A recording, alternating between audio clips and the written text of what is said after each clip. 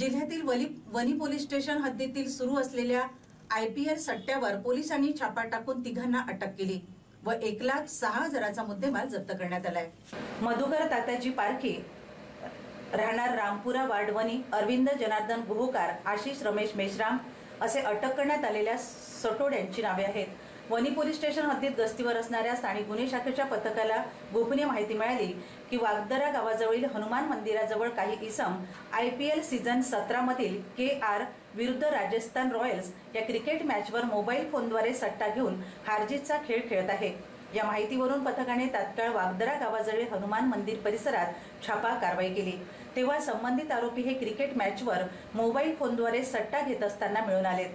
पोलिसांनी कारवाईत 5 मोबाईल, 4,800 रुपये रोख व 1 दुचाकी असा एकूण 1,06,800 रुपयांचा मुद्देमाल जप्त केलाय। वनी पोलीस स्टेशन येथे आरोपींवर महाराष्ट्र जुगार प्रतिबंधक अधिनियम अन्वये कारवाई नोंद करण्यात आली।